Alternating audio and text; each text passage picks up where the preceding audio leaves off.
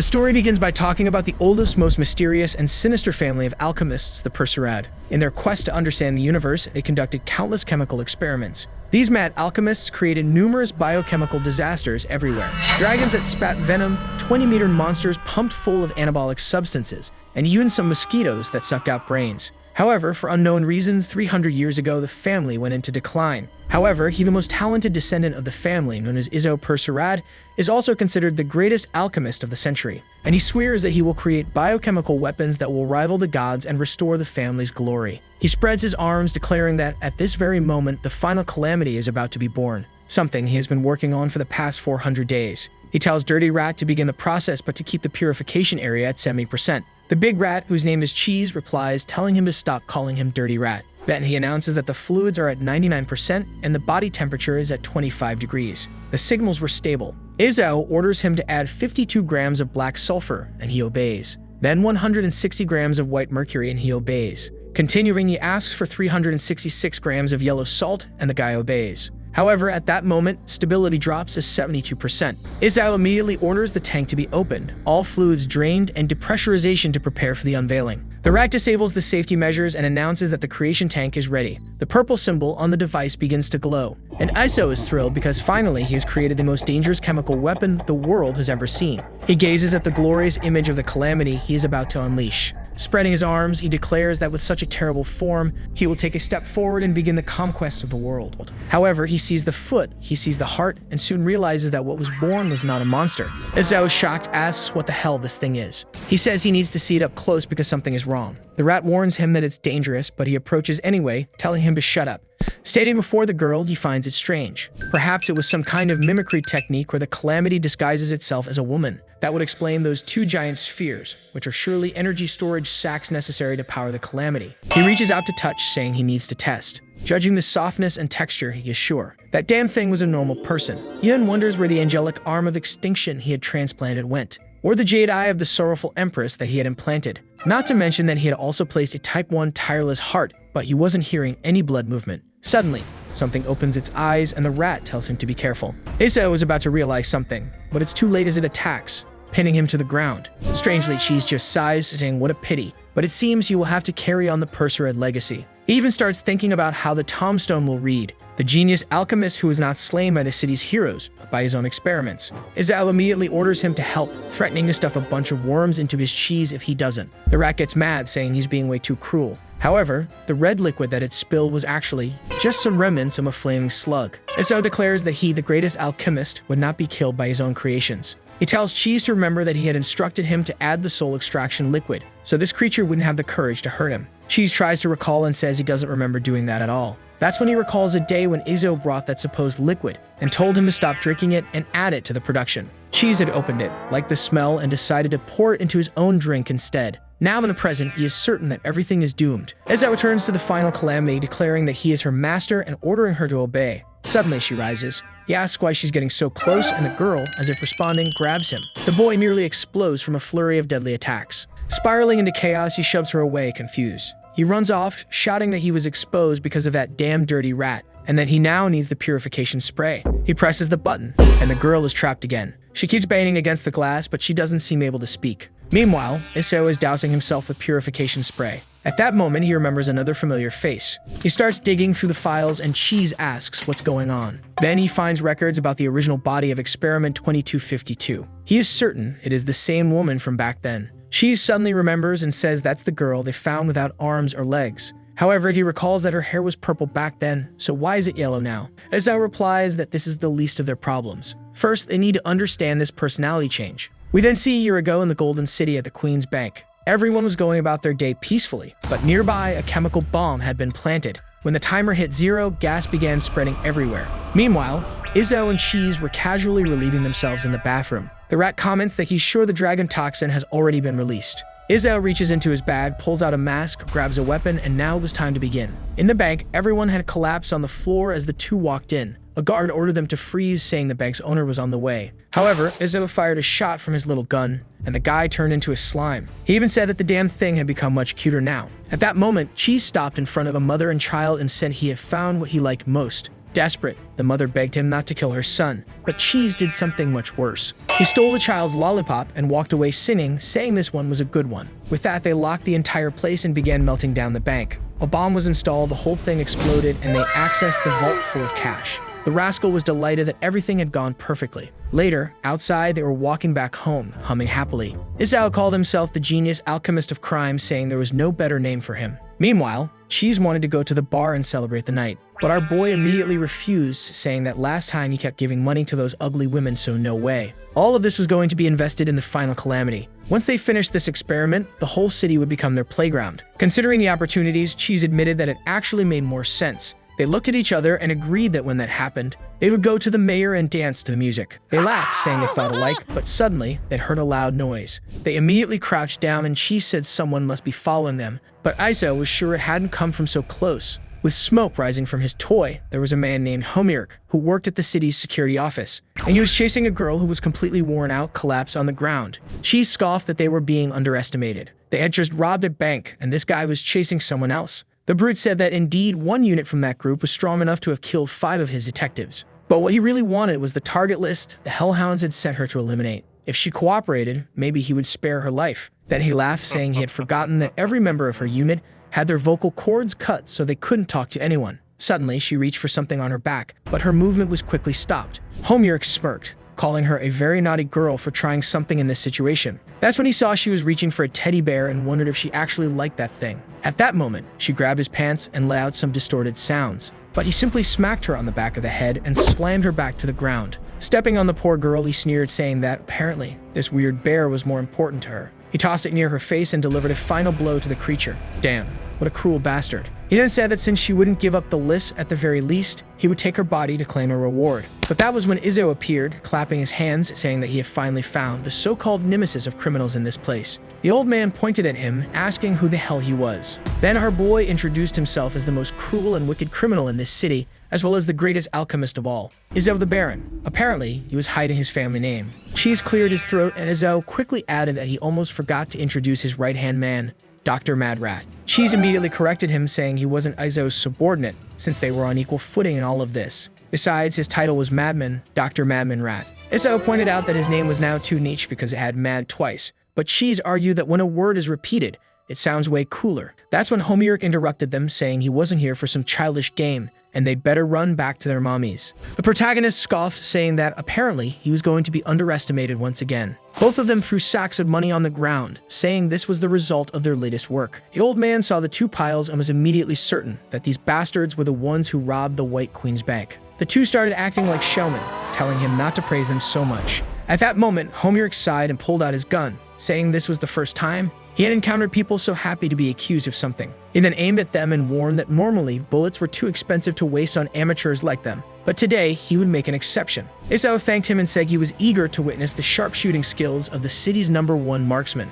He then wished him luck, but as soon as he pulled the trigger, the gun wouldn't fire. He felt a strange heat, and suddenly, his entire arm started trembling. A wave of weakness hit him and he stumbled forward. That's when he realized that inside the money bags was poison. Isao smirked, saying it was too late for him to notice. That gas would bring anyone down after inhaling it for 8 seconds, but he had already been breathing it in for over a minute. Homurk then asked what the hell his goal was. Were they trying to save this woman? But Isao scoffed, saying he was a villain, as if he would ever do something as heroic as saving someone. Then he pulled out his little gun and said they despised the so-called heroes of the city. The guy turned into a green slime and scurried away immediately. Cheese laughed, saying they could finally head home and have some fun. That's when he noticed Izzo standing there with the girl and asked what the hell he was doing. Izzo remained silent, just staring, saying he was curious to see how long she would last. She had lost an arm and a leg, and her wounds were already starting to rot. Homurk hadn't gone easy on her either, and the poor thing didn't have a single intact rib left. He pulled out a syringe and muttered that he detected several toxins in her blood. It was a miracle she was even alive, which was precisely why he was so curious to see what was so special about this woman. But Cheese scoffed, saying that regardless, she wouldn't survive much longer, so they should just head back already. Not to mention, there was no way he was actually thinking about saving someone. Izzo responded that it was truly impossible. He was the most wicked person in the Golden City. Saving someone would be an insult. He grabbed his cloak, and Cheese admitted he was afraid that, for a moment, Izzo really wanted to save that girl. Looking back, he saw her driving herself and remarked how incredible it was that she could still do anything in that state. However, he decided to forget all of this. After all, There were countless people rotting away in this place. A thunderclap echoed and rain began to pour in that very alley. As the two walked away, they spoke of how the sins of the city would be washed away and everything would be forgotten. The poor girl was left behind staring at her destroyed teddy bear. She crawled once more, feeling a brief joy as she pulled it into her arms. With that, she lost consciousness and drifted away. Or maybe not, because Ezo came back, didn't he, folks? The scene then shifted to the nightmare Ness in the operations room. She's asked if Izzo understood what they were doing there. Izzo replied that they were performing an operation, to which the big rat countered that what they were really doing was saving someone's life. He asked since when his friend had started this nonsense of saving people and forgotten their goal.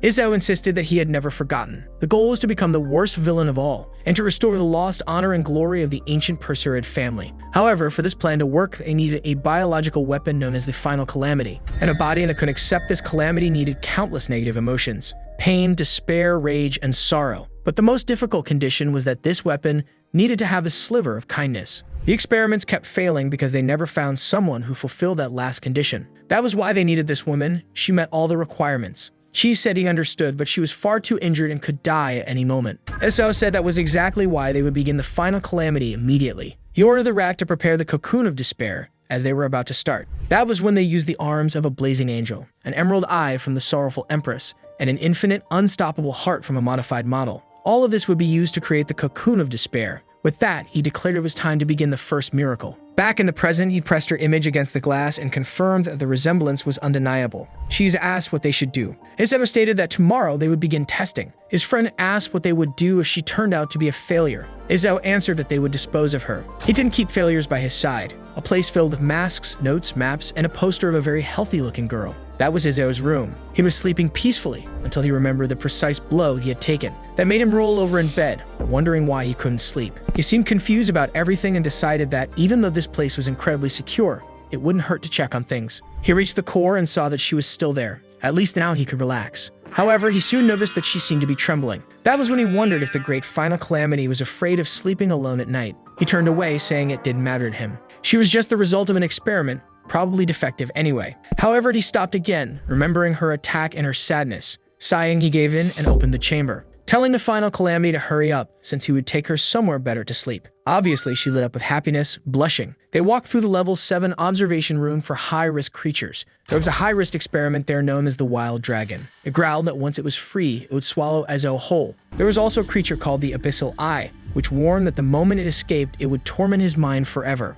Izzo smirked, saying that those two were the friendliest around, which was why he was leaving her right there between them. The girl looked a bit confused. He was already walking away, saying he would go back to sleep while the monsters yelled at him. Back in his room, he sat on the bed, mumbling that at least now the final calamity wasn't alone. Finally, he could sleep peacefully. Meanwhile, the wild dragon turned to the abyssal eye, asking why there was a human girl placed between them among powerful creatures. The abyssal eye admitted it had no idea, but it saw that Izo had called her the final calamity. The dragon burst into laughter, saying it was impossible for such a tiny human to be the so-called final calamity. The abyssal eye laughed as well, saying it was probably just another one of Izo's countless failures. Truly something to laugh at. The little girl banged on the glass in distress, but the dragon warned that Izo's crystal glass was unbreakable. Not even in its B0 form could it scratch it. The abyssal eye told her to give up. It had already fired countless laser beams at the glass, and nothing had happened. But suddenly, the girl stopped for a second. Her hand began to transform into something red, blazing with flames.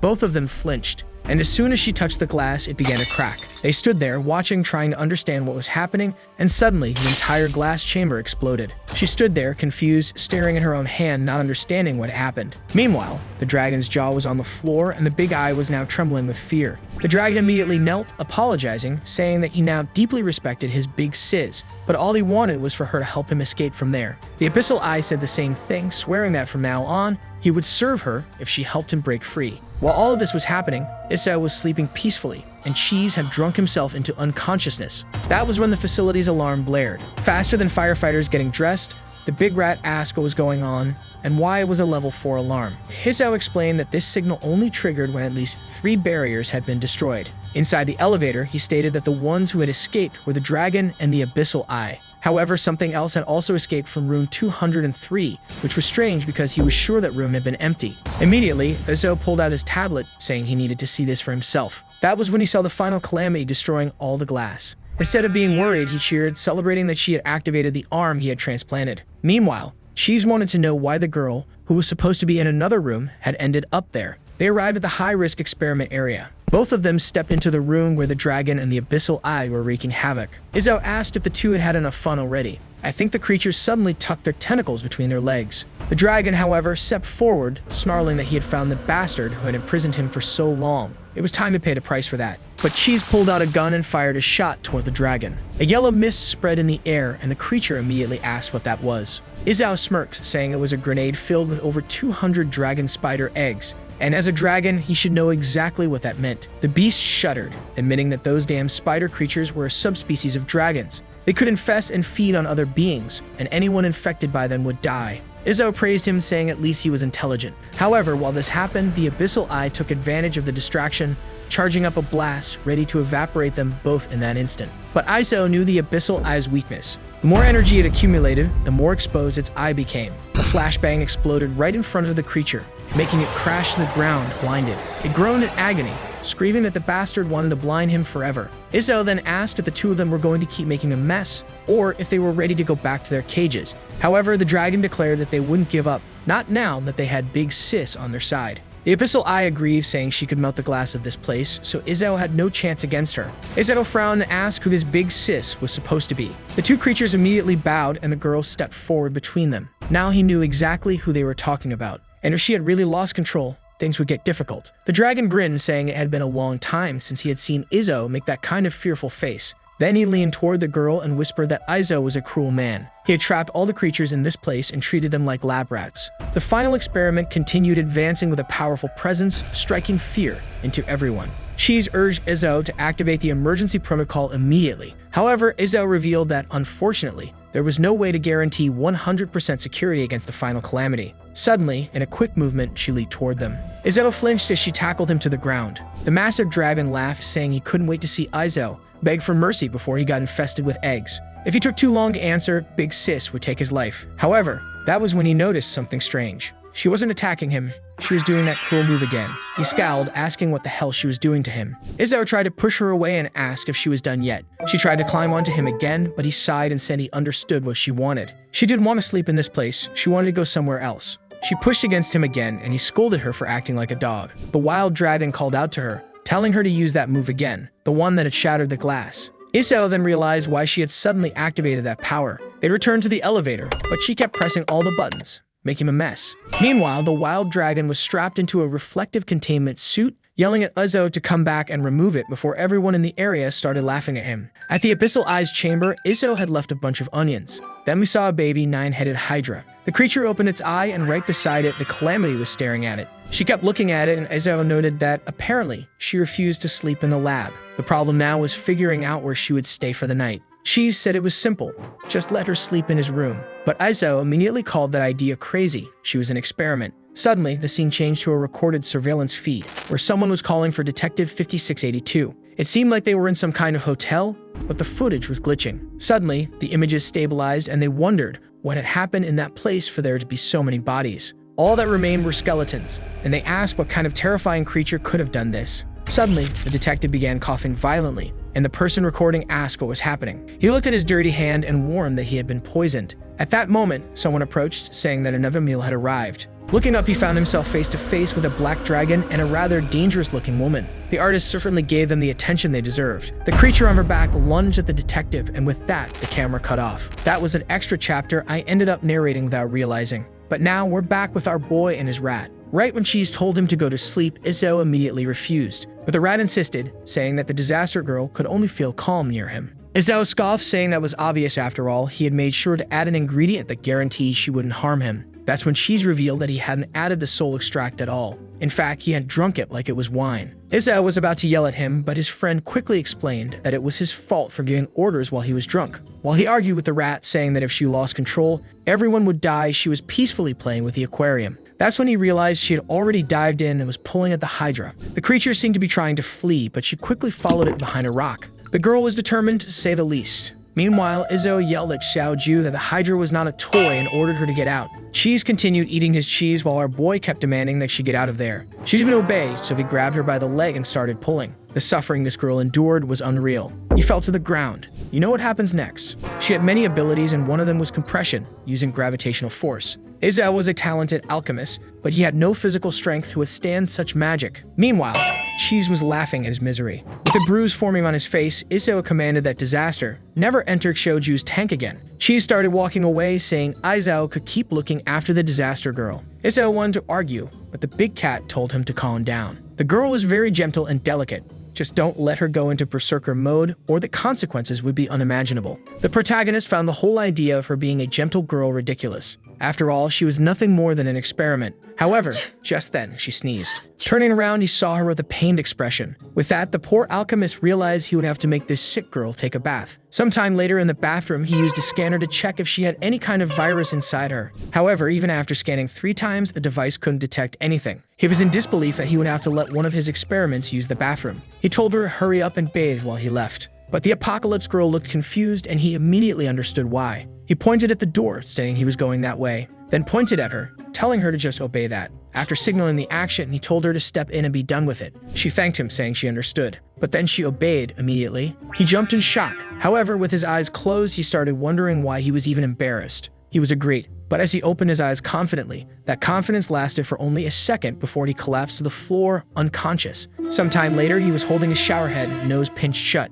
Frustrated that she was causing so much trouble, he was even having to help with this. He applied the shampoo and warned her not to open her eyes or she would go blind, and that wouldn't be his responsibility. Then he told her to turn around and sprayed water on her face to rinse the soap off. Watching her expression, he couldn't help but think that this biological creature made of carbon had done an excellent job of deceiving him. He shut off the water, told her to drive herself, and said he was leaving. And he warned her that this was the last time he would help. She had learned now, so he wouldn't be taking care of her anymore. However, he stepped right into his tragic fate, did a full flip, and fell straight into the water. The poor guy even hit his head and groaned in pain. At that moment, he regretted not just taking her to the machine room and blasting her with a water gun instead. She looked a bit confused but tried to help him up. That's when Cheese entered, saying he had found the collar of revolt, which would stop her from attacking. But then he saw the scene. Without another word, he turned and left, saying that it looked like the two of them had already worked things out. He slammed the door shut, only to open it again, telling Izzo that if he planned on doing anything, he better wear a protective suit.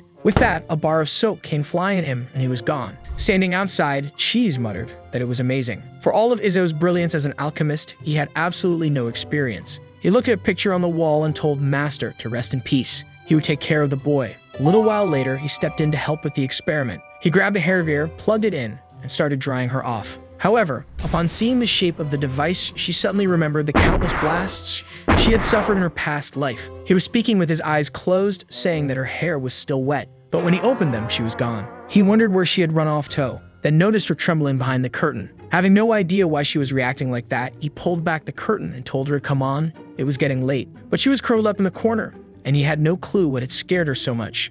After considering what he had done, he realized it might have been the hairdryer. Thinking back to how Homeric had taken her down in that alley, it made sense that she would have trauma with objects of a similar shape. He let out a sigh, muttering that, without a doubt, she was an incredible hassle. She was still trembling, so he stopped and called for the Disaster girl. As soon as she turned, he pulled out the hairdryer. She flinched again, covered her head, and curled up. Then he pressed the button, and a gentle breeze began to blow. Slowly, she opened one eye, and found herself staring at him, pointing the hairdryer at his own face, letting the wind blast him. Her terrified expression shifted into a small giggle. Sometime later, she was drying her own hair and having fun. But 20 minutes passed, and she was still enjoying herself. That's when he realized he should have let her stay scared of the damn thing. 30 minutes later, he yanked it from her hands, telling her that enough was enough. Her hair was more than dry. She seemed like she wanted to play with it more, but he warned her that acting all cutesy wouldn't work. He locked it in a drawer, turned the key, and told her to go to sleep already. The poor girl was still sitting there, clueless. She didn't even know how to talk. Meanwhile, Izzo knew the real problem was just beginning.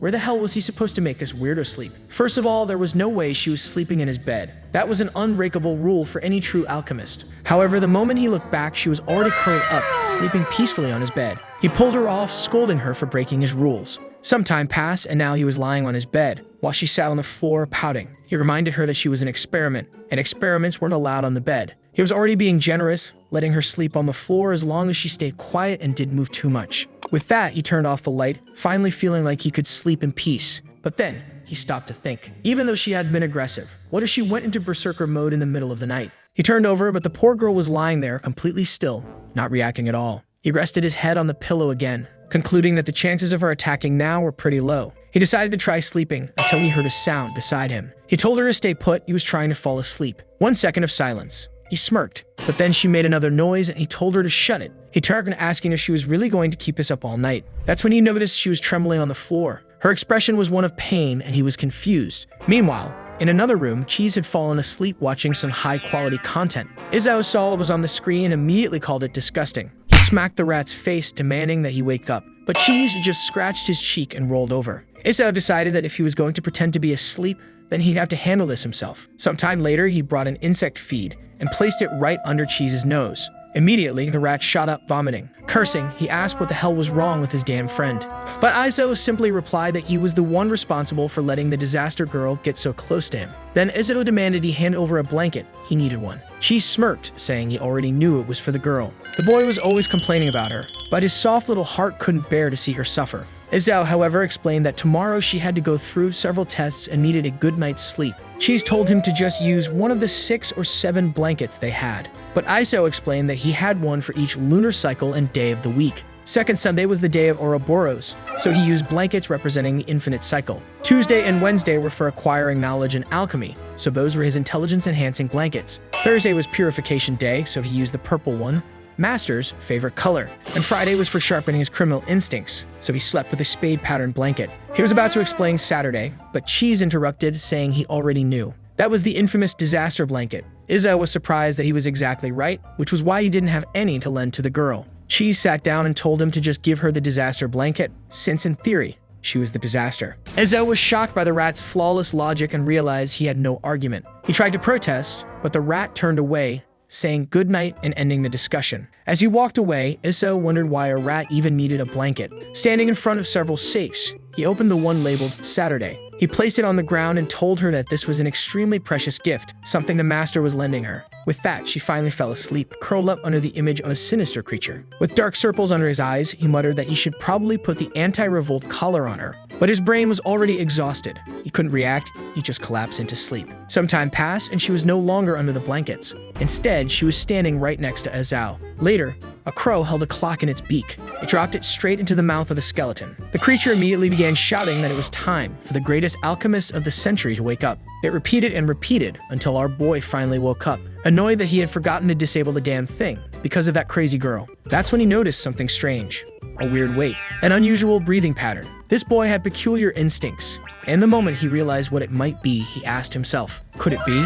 Of course it was. And he had no idea when she had climbed onto his bed. But there she was sleeping peacefully, not caring in the slightest. At that moment, he found himself thinking, she didn't have a single trait of the disaster she was supposed to be. Right then, Cheese swung the door open, asking how his night went. However, when he looked around, he didn't see the girl and immediately asked where she had gone. Izao said he had no idea. That was enough to make Cheese panic, saying that letting a creature like that roam free was extremely dangerous. Izao agreed it was an extreme threat. He ordered the big rat to go check the monitoring room immediately. Cheese started heading out, but then he noticed something strange. Something was trembling under the blanket. He called Izao's attention to it, but Izao just scoffed, asking if his friend had gone blind, as if a blanket could move on its own. But suddenly, disaster emerged from it, panting. Immediately, Izao tried to explain that she had crawled into his bed during the night. He had no idea what had happened. However, Cheese sat down beside him and nodded, saying he understood. Adolescence was a tough time for a boy. He didn't have to be embarrassed. He was happy for him. Izao cut him off and threw the stink bomb straight at his face.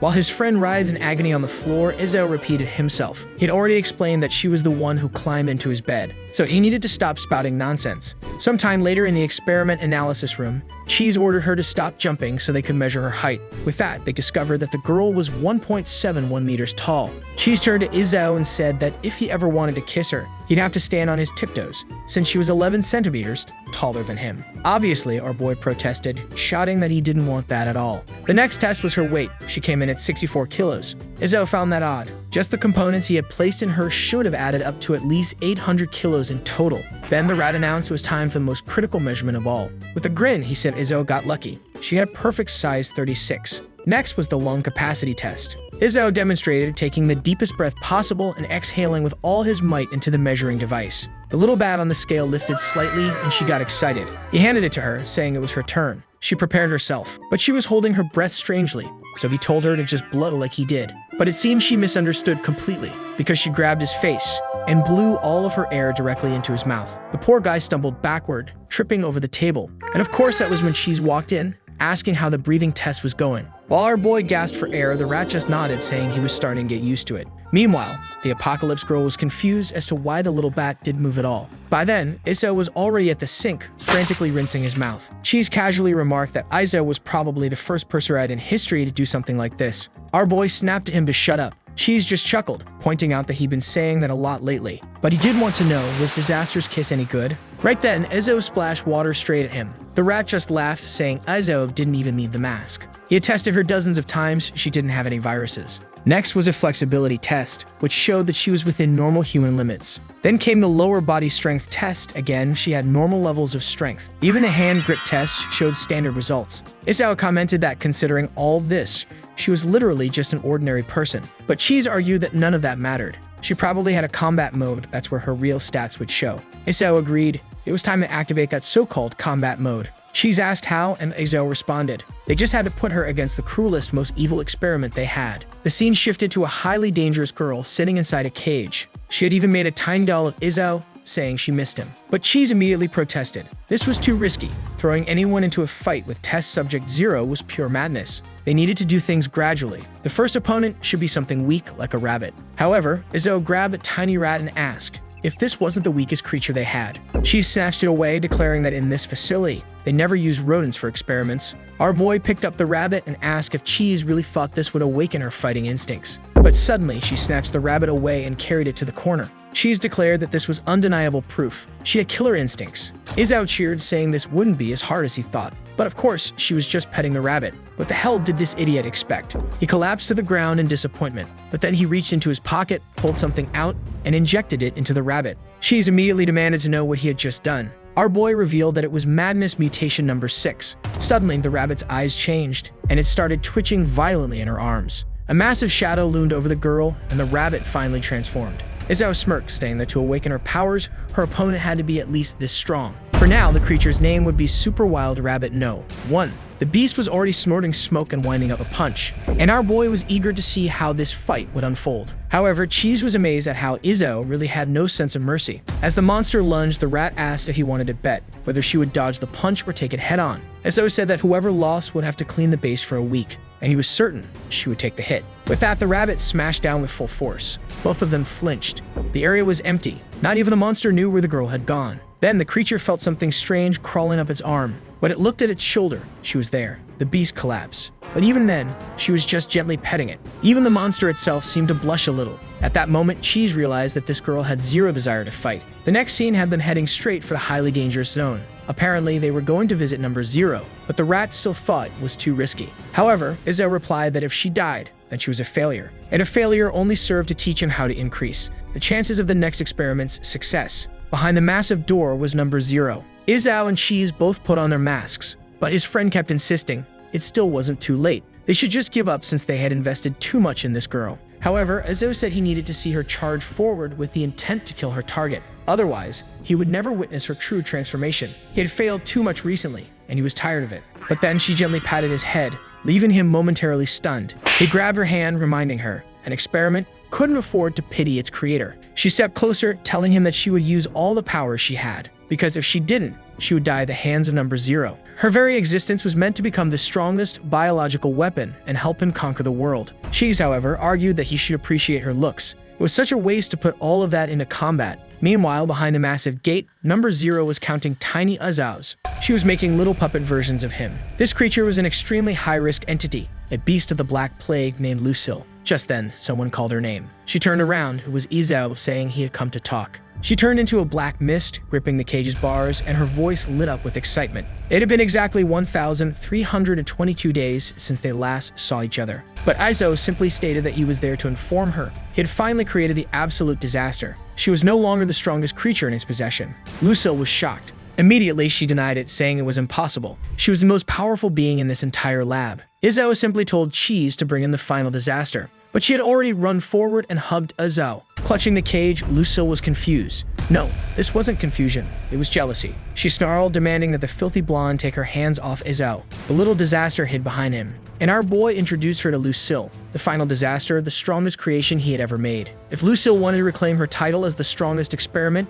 she would have to defeat the blonde. Lucille bit her lip in rage, then grinned. Fine, but if she won, then Izzo would have to spend an entire day with her. He agreed to the deal immediately. Then she added if he stayed for a day, he would also have to let her hug him while he slept. But our boy immediately said that was way too much. This Lucille was undeniably strong, worthy of being experiment number 0. She told him not to worry, she would crush his new creation. Izzo walked away, saying she just had to prove it. He left through the door, warning the final disaster. If she didn't fight this time, she would really die. And if she died to Lucille, he wouldn't feel the slightest bit of remorse, because that would only mean she was a failure. Furthermore, he wouldn't interfere or try to save her. She looked confused until he untied the cord that connected them. The door slammed shut in front of her, and she flinched in shock. This girl just kept suffering. It was starting to feel cruel. She banged against the door, but Izzo stood on the other side, clearly unfazed. He muttered that he was right. This was how a true persad descendant should treat their experiments. Finally, everything was back on track. He then headed to the monitoring room. She's asked about the conversation, but Izzo just ordered him to release Lucille. The rat was irritated, but still pressed the button. The cage began to rise, and Lucille stretched her limbs, saying it had been far too long since she could properly move. The room was filled with cameras, and she immediately looked at one, telling them both to prepare themselves. They were about to witness an incredible spectacle. She's immediately handed Izzo a bag of chips, saying this was going to be a good one. But Izzo grumbled. He was getting sick of everything tasting like cheese. The rat got offended, saying that he never used to complain about this before. Then he assured him, if Lucille actually went for the kill, the collar would activate, cutting off Disaster's powers. It was time for another bet. Who would win this fight? The rat bet on Lucille. If he won, he wanted control of the TV remote for a week. Izzo bet on the final Disaster, because if she didn't win, she would die. Inside the chamber, Lucille told her to stop banging on the door. It was impossible to open. Then she started wondering, what was up with this girl? She didn't have the slightest desire to fight, but she activated her powers anyway, saying it didn't matter. Once she finished her off, she would have Izzo all to herself. At that moment, she said things were getting dangerous. Lucille was advancing, and the Disaster girl hadn't reacted at all. Lucille reached out, preparing to absorb her as her next nutrient.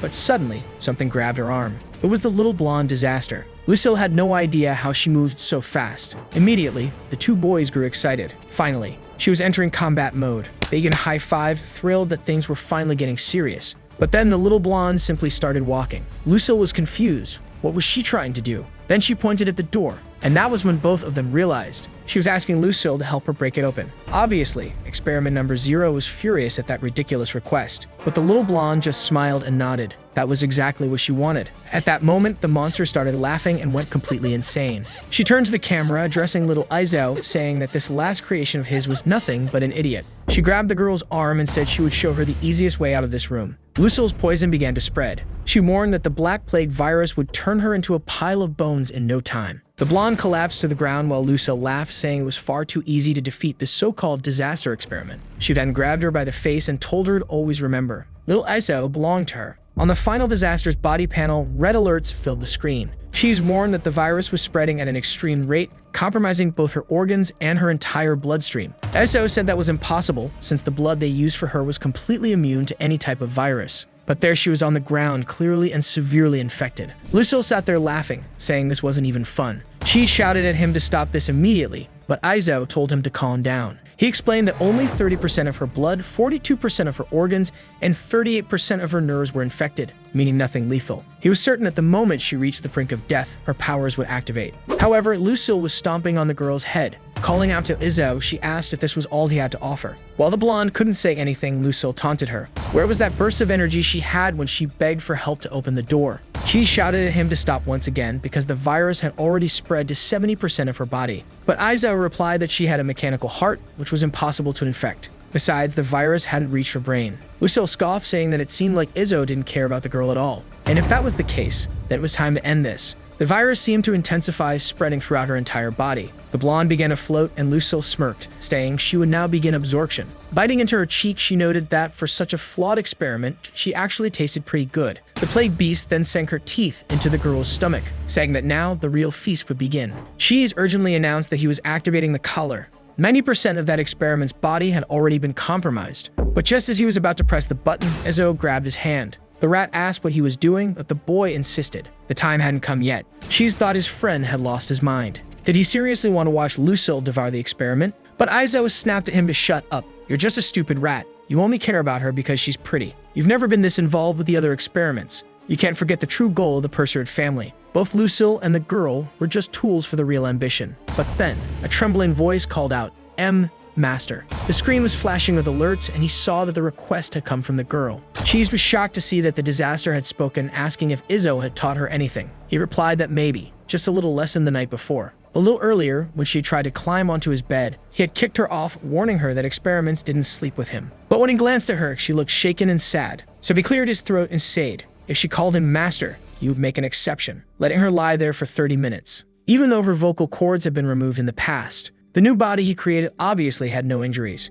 However, even as she tried, nothing came out. That's when he realized the truth. She had vocal cords, but she had forgotten how to speak. He leaned down and told her to repeat after him. He exaggerated the mouth movements, slowly forming the word, master, person. She watched intently, but still couldn't say anything. The boy was cruel. He wondered how someone could be so slow. She tried again, but all that came out was a tiny squeak. He covered his face, realizing that apparently there was no helping it. He turned away, telling her to just go to sleep already. But after returning to her blanket, she kept trying over and over to repeat the movements he had shown her, until just as she was about to fall asleep. For the first time, she whispered, Master. Back in the battle, she was calling out for her master. But Lucille scoffed, saying her pleas were pointless. She was nothing but a failure to him, and now it was time for her to be devoured. But right then, Lucille's collar activated, and she collapsed to the ground. A thermal discharge coursed through her body and she could move. She called out for Aizo. Obviously, he was the one who had pressed the button. Izzo nonchalantly admitted that Cheese was right. It would be too risky to lose the implants they had placed in her. Cheese immediately asked if he only pressed it because his creation had called him master.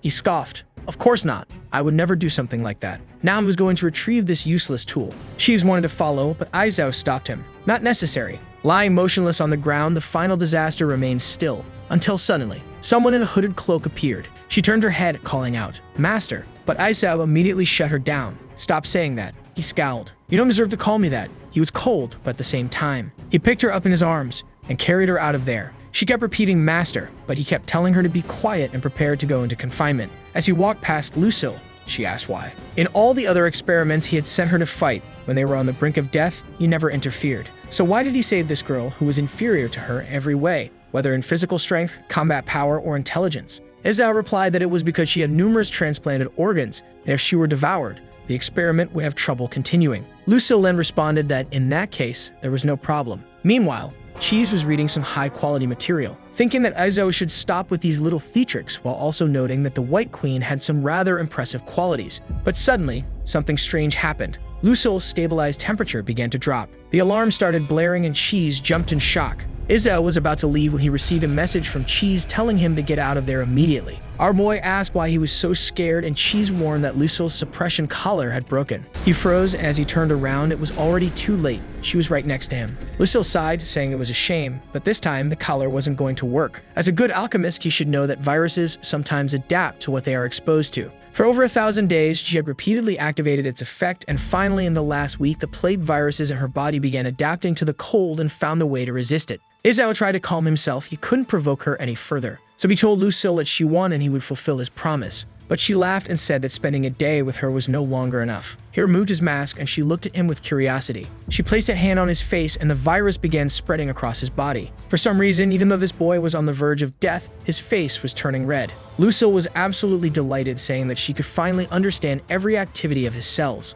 Looking at the screen, Cheese was panicking, but Lucille told him to calm down. She had placed the virus inside him, but it was still dormant because she didn't want to harm her little Aizo. The virus started spreading toward his mouth, and suddenly, she noticed something very strange. The Black Plague virus encountered some of the final disaster's saliva cells. Obviously, at that moment, she became furious. She understood exactly what happened. She grabbed the blonde's face, demanding to know how she dared to kiss her Aizo. Cheese knew there was no point in trying to lie. After all, she had a cellular level recognition ability. Once again, her virus began invading the final disaster's entire body. She lifted her high into the air, declaring that this was unforgivable. She would invade every single cell in her body and ensure she suffered the worst possible death. As the poor final disaster struggled in pain, Izzo had no idea how to get out of this situation. Lucille had total control over her body and cells, making her resistant to any type of weapon. The freezing collar had been the only solution, and now without it, he had no idea what to do. He still had the void substance, but it was still in testing and the entire base could be destroyed if he used it. Watching as she crushed his experiment, he wondered if there was truly no solution. At that moment, Cheese said he knew what to do and Izao immediately asked how. The rat explained that Lucille had a deep obsession with him, and that was the only way to stop her. Meanwhile, Lucille was muttering that she couldn't understand why she couldn't enter the brain or the heart, but she would consume everything else. That's when Izao called out to her. He pointed the slime transformer at himself, saying this was his final warning. The monster scoffed, asking if she was really being threatened over that idiot. To which he replied that the girl wasn't important, but the parts he had transplanted into her were. Without them, he couldn't conquer the world or restore the Persad family's glory, which would take away his entire reason for living. Cheese muttered to himself, admiring his acting skills. And surprisingly, Lucille seemed to agree. Izao was shocked at how easily she gave in. Maybe this was the way to control her even if it was humiliating. But she kept devouring the final disaster, saying that after consuming everything, she would help him conquer the world anyway. The virus continued spreading and Izao realized he had no choice but to use his trump card. Cheese grinned, saying it looked like he had just been stalling since he had a backup plan all along. But the truth was that this trump card was embarrassing and Izao really didn't want to use it. So he sighed and told Lucille that if she let the girl live, he would sleep with her in his arms for the next few nights. She immediately froze, eyes wide. She approached him, asking if that was really true. In her mind, she was already imagining how wonderful it would be. Izao could tell from her reaction that she was picturing way too much. So he asked if she agreed. She hummed thoughtfully, and then said that maybe, just maybe, she could forgive that piece of trash. But she had two conditions. He asked what they were, and she grinned. The first was that she would be released from her cage and the girl would take her place, locked away forever. Izao knew he would figure out another way to suppress her later, but for now, he agreed. Then she moved on to the second condition. She started extracting the virus and ordered the trash girl to wake up. She told her to watch carefully, because she was about to do something. She grabbed Izao's face, saying she was furious that that damn girl had stolen his first kiss. He already knew what was coming and tried to explain that the final disaster didn't even understand these concepts. But it was too late. Lucille had already launched her attack. The final disaster, of course, saw it happening and began to wonder why her chest was hurting so much. Our boy couldn't break free and Lucille was relentless with her full assault. He kept pushing away the damned woman who wouldn't let go, while Cheese muttered that, as a friend, he was happy. Or maybe he was sad. He wasn't quite sure how to feel. The torture finally ended and Lucille stood there completely satisfied.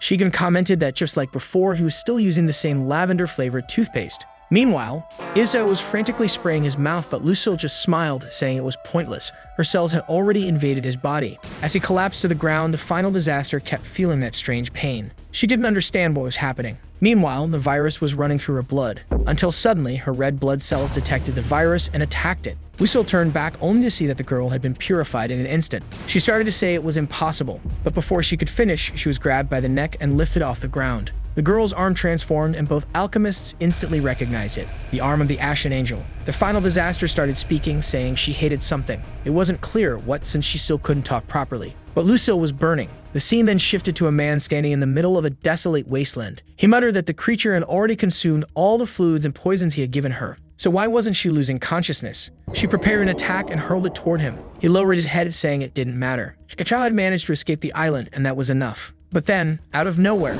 a towering woman with purple hair appeared, scolding him, telling him to stop sacrificing himself without permission. A barrier materialized, blocking the attack, and he called her name. The blow was neutralized, and a moment later, she cupped his face, telling him, from now on, he wasn't allowed to abandon her like that. He leaned in closer, about to kiss her, but instead he got stomped in the face. And the woman coldly stated that the kiss scene wouldn't be shown, because she didn't want to see his disgusting tongue. Apparently, all of this was a movie recording, and if you're confused, so am I. I'm just following along and it seems like this is part of the story, so we're not lost. It turns out the phoenix in the scene was real. They were even feeding her shells to eat. And all of this was happening in Gordon City, on the set of a movie starring the White Queen, which, if I remember correctly, was the same story our rat boy was reading earlier. The White Queen wasn't just the second-ranked hero of the Golden City. She was also the most famous actress in the world. The poor guy acting in the movie was immobilized, and the woman beside him apologized, saying he was the only person they could find. But the White Queen scoffed, saying this man was nothing compared to the one she truly liked. His expressions were terrible,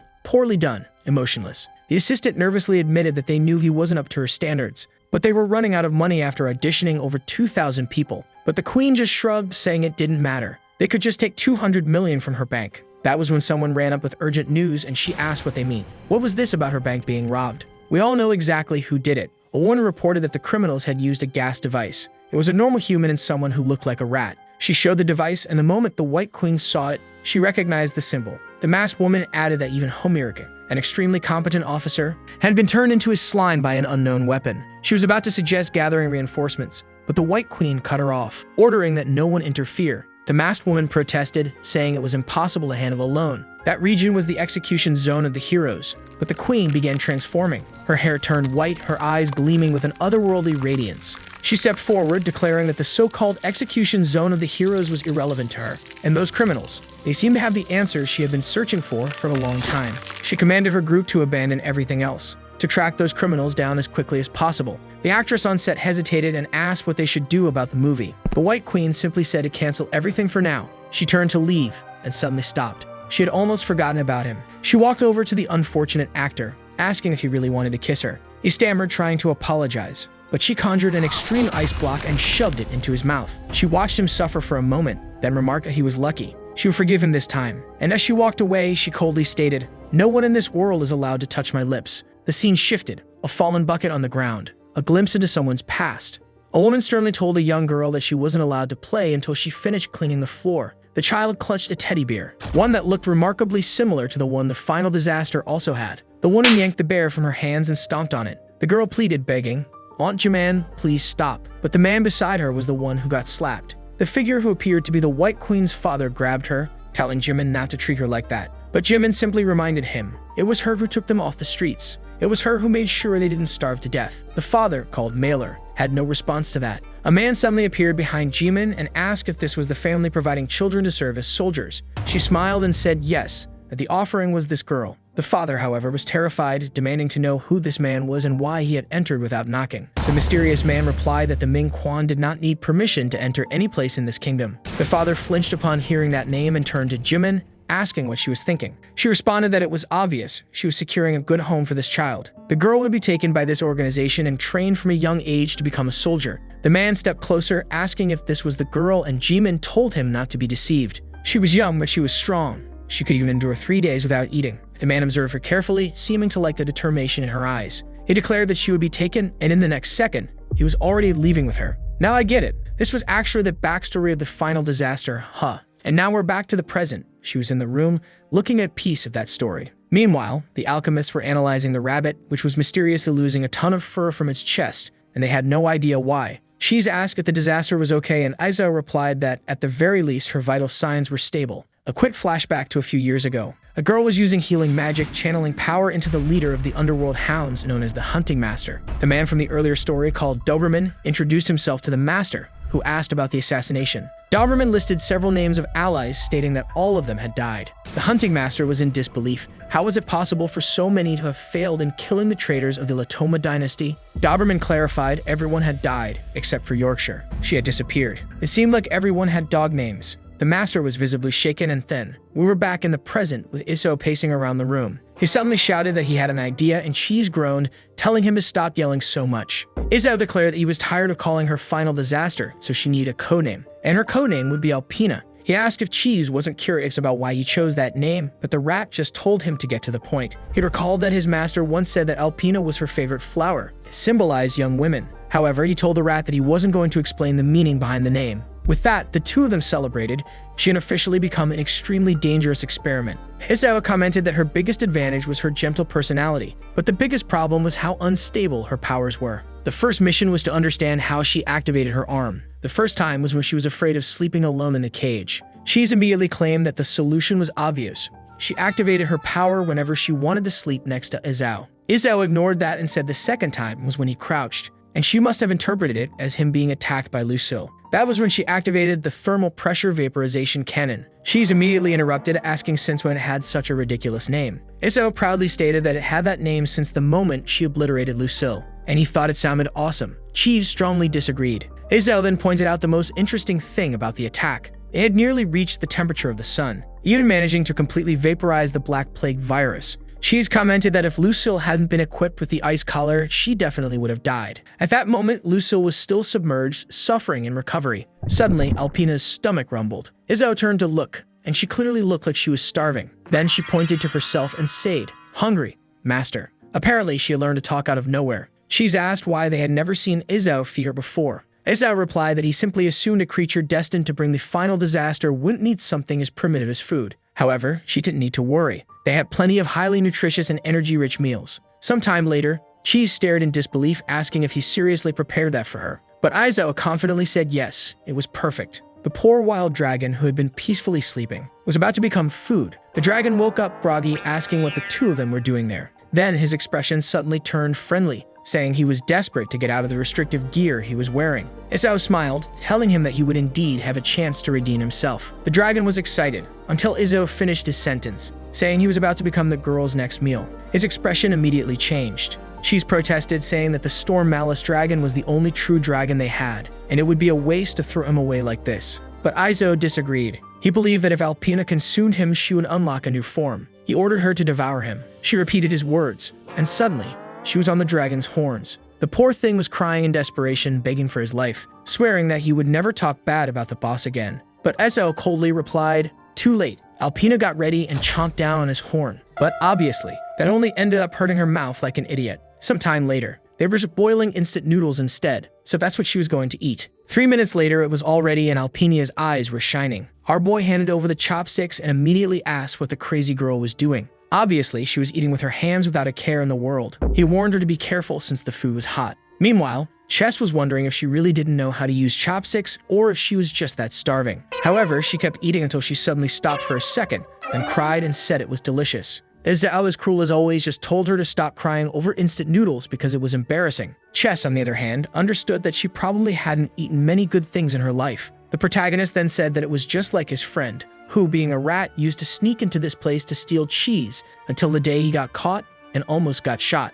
But Chess told him to shut up, saying that he had heard that the protagonist begged for milk until he was 3 years old. Izao threw his chopstick at his friend, saying it was his mother's fault for telling him there was something inside the magic box. The two started fighting, things flying everywhere, while Alpinia ate peacefully. Our boy called the rat a filthy thief, but Chess replied that stealing cheese wasn't an insult for a rat. It was actually a compliment. With that, she finally finished eating, handed the bowl back to our boy, and said it was delicious. He then wiped her mouth, saying it was ridiculous how messy she got just from eating something like that. However, her stomach was still growling. A little while later, there were piles and piles of instant noodles, and she was still devouring them. But at least now she had learned how to use chopsticks. Once again, she wiped her mouth and handed the bowl to Izao. He told Chess to prepare another one, but Chess informed him that, unfortunately, that was the last one. An hour later, Izao was desperate, telling her to stay away. It was his last box of chocolate, and he begged her to show some mercy. Meanwhile, he wondered why she was acting like this now with chocolate when she had been normal with instant noodles. The girl was crawling like a monster, looking at him with a pleading expression, saying she wanted more of that thing.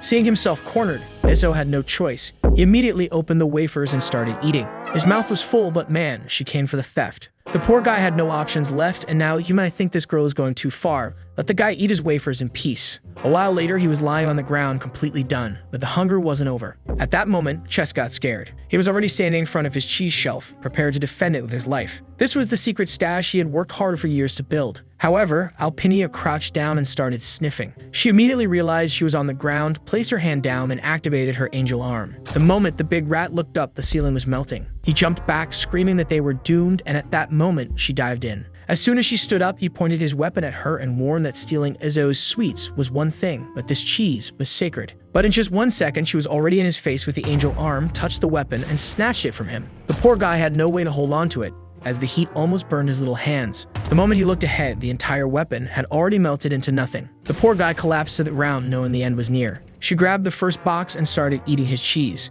A few seconds later, all of them were empty on the floor. Meanwhile, the big rat lay on the ground, saying this was truly the final disaster. Meanwhile, in the monster prison, the Abyssal Eye asked the dragon if he was okay since he had heard that he was supposed to be fed to disaster. However, the dragon said they gave up on that plan since he was a very strong dragon with an extremely resistant body. He was about to show that his horn was the strongest part, but at that exact moment, the thing completely shattered. He screamed in despair, saying that his most majestic part was gone. A little while later, the final disaster was back, locked up where she had been created. Isso said that after countless tests, it had been proven that she had zero resistance when it came to sweets, especially chocolate. As soon as she tasted it, she would enter a hunger frenzy where nothing would survive, even going so far as to use her angel arm. At that moment, he turned around and asked why his friend wasn't saying anything. The big rat was foaming at the mouth, saying that she had eaten 400 blocks of the most expensive cheese in existence. His vintage collection was over 140 years old. And that was why this perverse experiment needed to be punished in the most severe way possible. He prepared his saw, saying that first he would start by cutting her into at least 1,200 pieces. Ezo, however, simply commented that she was still cute. Then the rat said he would wash her eyes with the two cruelest fluids they possessed. Again, Ezo said she was still cute, but the rat insisted that she deserved to be bitten by the brain-sucking mosquito. Yet again, Ezo said she was cute. Finally, the rat said that at the very least she needed a few smacks to learn her lesson. Even though Izzo had been saying she was cute, he was actually thinking that she really did need to be punished.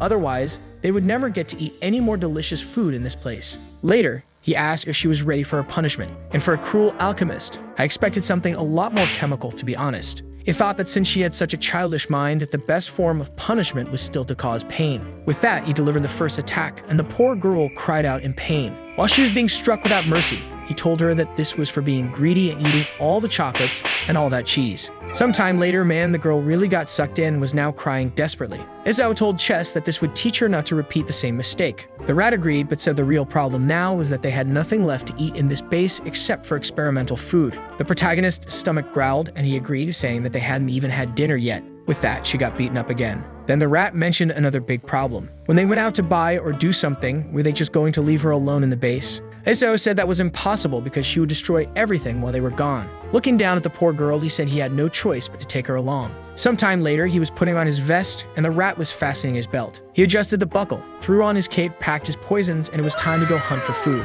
Meanwhile, Alpinia just stood there staring at the two of them. They taught her to raise her arm and strike some poses to look cool the next time something like this happened. Then Izzo ordered the activation of the Matrix teleportation, targeting the Beacon District. The teleportation circle was gigantic, and the three of them were right in the middle of it. She grabbed Izzo's hand, making him wonder how weird it was or how much her personality fluctuated. With that, Chess started counting to 3 and then covered her eyes. The teleportation activated and an alchemy circle appeared in another part of the city. With that, our boy emerged, spreading his arms and welcoming them to the paradise of crime, the Golden City. They were standing on top of the city's lighthouse, one of the 32 teleportation points. Izzo said that out of all the places, this one was still his favorite, since he could see everything from above. Disaster took a look and was impressed. Meanwhile, the big rat asked if they were heading straight for the megastore. But the boy replied that for now, they would stop by a clothing store because the girl looked peculiar. They would go down Camilla Avenue, where there was definitely something perfect for her. The rat, however, pointed out that that place only had expensive clothes, and on top of that,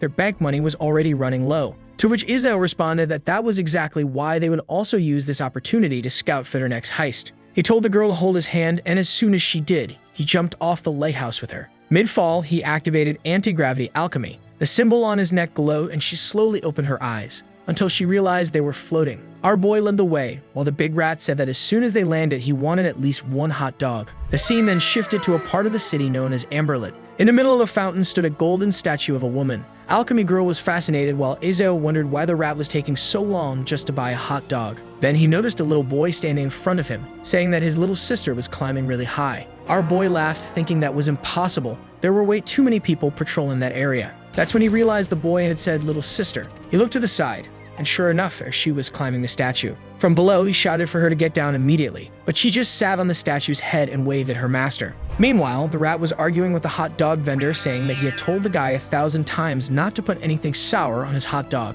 He took a bite and celebrated, saying it took a while, but finally had the perfect taste. Then he remembered Izzo. At that moment, he saw 2 policemen walking by and pointing up. Noticing the crowd gathering around the statue, he wondered how it was possible for him to disappear for just 10 seconds and for all this to happen. The officer grabbed a megaphone, saying that the Camilla statue was extremely important, so she needed to come down immediately. But the girl just shook her head, signaling no. The rat knew that climbing that statue without authorization was a serious crime in the City of Heroes. He put on his sunglasses, knowing he had to act fast. First, he was going to flee and leave his partners behind, because that's how a villain survives. Meanwhile, Izzo threw a flashbang in the air, which exploded in front of the statue and everyone around it. As he did, he muttered to himself that he would never take that woman out of the lab again.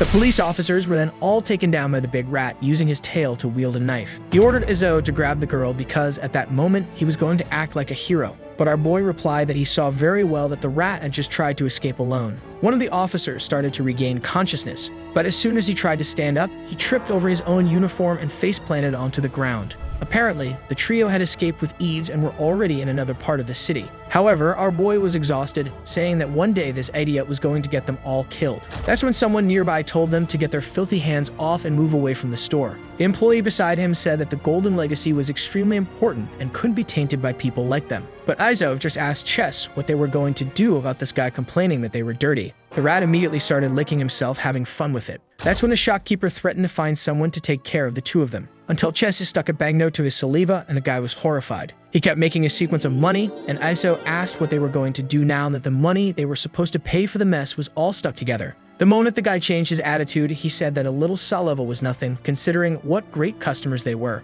He happily went to peel the money off with ease while, from inside, Izo waved him goodbye. A little while later, he asked the young master what kind of clothing he was looking for. Our boy said it wasn't for him but for the girl. The seller approached Disaster and asked what such a distinguished young lady was looking for. She looked back with her finger up the mannequin's nose and giggled. The guy was stunned by how beautiful she was, thinking he had never seen such perfection. He hadn't really noticed it when she was outside, but now he could tell she was truly different. Watching Izo ordering her around, he started thinking that this poor goddess was being enslaved by that weirdo. That's when Izo told him to hurry up and bring the best dresses they had. She would try them on one by one. With that, the women brought a whole bunch of them and immediately took the girl away as she called out for her master. He just told her not to make a mess. It was a simple outfit change. He sat down and the guy served him some tea, but our boy said he wasn't in the mood for that. He called out to the filthy rat and told him to hand over the soda he had seen in hiding. Chess handed it over but told him to quit nagging. He was busy looking for a cool hat. 20 minutes passed and Izo wondered why it was taking so long. One of the women called for help,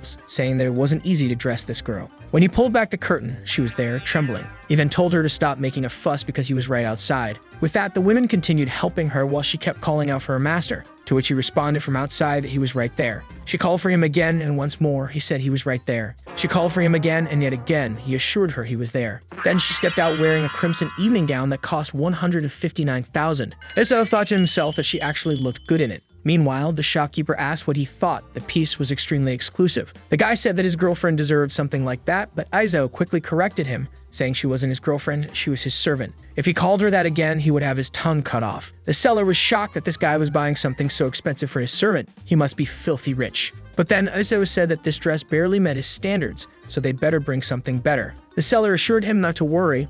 All the wealthiest people in the city shocked here. She then appeared wearing the sacred bloom dress, priced at $300,000. Izo admitted that it was pretty, but it lacked dignity. He told them to bring another. Then she tried on the Golden Empress gown minus $340,000. Man, the price just kept going up. Izo was speechless for a second while the seller kept calling out to the young master. The man explained that this dress was originally made for the Empress herself, so surely it must be to his liking. But at that exact moment, a Batman-style limousine pulled up in front of the store. The staff rolled out a carpet, and suddenly, the shopkeeper looked nervous, saying he had forgotten about today's visitor. He told the three of them to hide and stay quiet, or they would all be in serious danger. Then a door opened, revealing a girl, frame by frame. She was dressed in traditional Japanese clothing and flanked by two demons. From the Haigong family, this was Renee, though she seemed poor, considering she didn't even have sandals. As soon as she stepped onto the ground, she turned and told Aniclimax that her feet were cold. The demon woman apologized and said she would take care of it. She prepared a flame attack and sent a blaze from the store.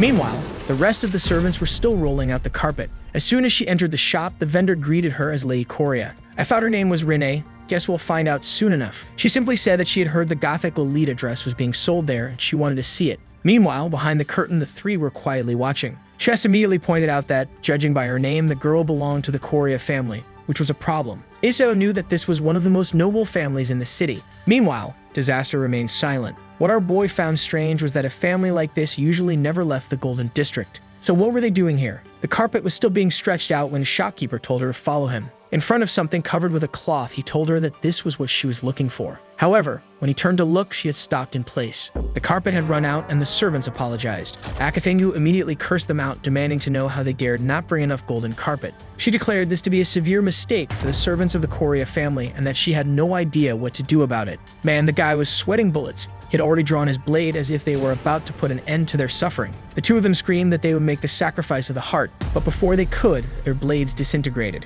The other servant, named Shinku, had activated the Buddha's forgiveness technique. One of the servants thanked him, but was immediately struck in the back, causing both of them to collapse in agony. There they lay, unmoving, as Shinku told her to proceed in peace. Man, was all this really necessary? The girl walked over them like they were stepping stones. Chess even asked if every noble in the center was really this arrogant. But Aizo was smiling, saying that this was a great opportunity. His friend wanted to know what he meant, and he said it was obvious. The perfect chance to pull off a kidnapping, someone who was supposed to be in the golden zone. The rat, however, said that killing heroes sounded way less dangerous than kidnapping a member of one of the most powerful families. Izzo insisted, saying that this was how they were going to reclaim the glory that the Persad family once had. But Chessie was still scared, pointing out that this entire city was built by the families of these people, so there was no doubt they would be hunted down until death. Meanwhile, Renee continued stepping over her servants until she was face to face with the dress. The shopkeeper said he was about to present a true work of art and pulled off the cloth. At the same time, Izzo was teasing his friend, saying he was turning into a coward. That was when they both heard a scream. The so-called Gothic Lolita dress was completely destroyed, or maybe it just had a very peculiar design. The shopkeeper collapsed to the floor, while Renee demanded to know if this was truly the dress that the magical scissors had prepared for her. Akatingu had already drawn her blade, and Shinku declared that this time not even Buddha would be able to save them. Izzo turned to his friend and asked if this was his doing. Chess apologized, saying that the shopkeeper had been really annoying, so he decided to have a little fun with something that seemed expensive. Meanwhile, Alpinia was trying to say that she also wanted to see what was going on. However, since she didn't know how to walk in heels, she ended up tripping, pushing our boy forward. At the same time, Renee was in front of the shopkeeper, ordering him to reveal who had done this. And right at that moment, our boy stumbled out of the dressing room. The shopkeeper immediately became convinced that it was his fault. Chess knew there was no way they were getting out of this one. Akatingu instantly grabbed Izzo by the tie, lifted him, and asked if he was the one who had done this. Our boy pulled something from his sleeve and without hesitation admitted that yes, it was him. She was surprised by his response, while Chess couldn't understand why he had confessed so easily. Even the shopkeeper was confused, muttering that there was no way to save this lunatic now. Akatingu said she didn't like the way he was looking at her and was about to gouge his eye out. But then, Renee ordered her to stop. She announced that she actually liked that dress. The shopkeeper and the big rat were both startled, wondering if this girl was insane. Akatingu protested, saying that the boy had destroyed her dress, so he needed to lose a finger. But Renee simply asked if she needed to repeat herself. At that, Akatingu immediately obeyed. She released our boy, but slapped him across the face, telling him he better behave. As she straightened his tie, Izzo was already thinking to himself how cool it would be when the headlines tomorrow announced that this woman had been kidnapped. He just couldn't decide whether to use the dragon grenade or the torment grenade. But suddenly, Renee smiled and said that she knew exactly who he was and what he was trying to do. The moment she had stepped into this store, she had felt an overwhelming sense of danger. Izzo was confused and surprised. Chess wondered if his presence had really been detected that quickly. Renee took a slow step forward, never leaving the carpet, and stopped in front of him. She then stated that she knew he was just a mere intern at this store. After hearing she was going to visit, he had altered the dress and staged this whole little act just to get her attention. She was certain that all of this was because he wanted to be part of the Korea family. Izzo was completely lost. He had no idea what this crazy girl was talking about. But Renee kept going, saying that she admired his courage for risking his life just to get her attention. That was why, if he got down on his knees and kissed her foot, she would accept him as her servant. Akatingu was furious. Well, actually, she wasn't furious. She was envious of the opportunity the boy had just received. Meanwhile, smiling, Renee was thinking to herself that when he bent down, if he seemed too eager, she didn't know whether to step on his head or kick him. But Aizo covered his nose and declared that he would never kiss a filthy foot. Both Chess and the shopkeeper were stunned. Akatingu wasn't sure if she should tear his head off. Meanwhile, the protagonist scoffed, saying it was ridiculous for someone from such a rich family to not even have shoes to walk around in. There was no way in hell he was going to kiss something that dirty. Chess was panicking, terrified that this lunatic wouldn't stop adding fuel to the fire. Renee held herself back, but then suddenly, she started crying. She whined that she put perfume on her feet every day, so they weren't smelly. She lifted her hand to slap him, and Izzo already had his plan ready. The moment her hand made contact, he would pull the grenade from his pocket, toss it into the room, and the kidnapping would begin. But before that could happen, someone emerged from behind the curtains. Our dear Alpinia had grabbed Renee's wrist. Chess was shocked. He had no idea how this girl had moved so fast. In an instant, a slash came flying, stopping right beside Alpinia. It was Akatingu, ordering her to take her filthy hand off the lady. Ezao realized that now things were really about to get complicated. Disaster just stood there silent while Renee seemed to be admiring her. She told Akatingu to put away her weapon. Akatingu asked why. Renee explained that she was certain the girl wasn't attacking her. She was protecting the boy. Izzo was impressed by how composed she was. Then Renee stated that she really liked that girl and wanted to take her. Akatingu didn't remember her boss having such preferences and wondered what kind of books she had been reading. Meanwhile, the shopkeeper had no idea what was going on today. But Renee was getting annoyed. She was thinking that these two were being incredibly arrogant. Meanwhile, Disaster stood there, still completely clueless about what was happening. Then the girl said that judging by the blonde's outfit, she clearly belonged to nobility. But even so, when Renee set her eyes on something, she never gave up. So she simply asked for a price. Of course, Alpinia was still completely confused. That was when Izzo spoke up, saying that she was the one who should be naming the price. Renee asked what he meant by that, and at that moment, he reached into his pocket. He then declared that from this moment on, she had been kidnapped by the #1 villain of the Golden City. Akading tried to draw her blade, but it was too late. The purple poison was already on the floor. The swordswoman and the servant lost all their strength in an instant, and in the blink of an eye, the girl had disappeared. Now tied to a chair, Izzo smirked and asked, "Where's the like on this video that helps Mamoru make more juicy content for his viewers? Activate the cheeky little bell, and I'm out."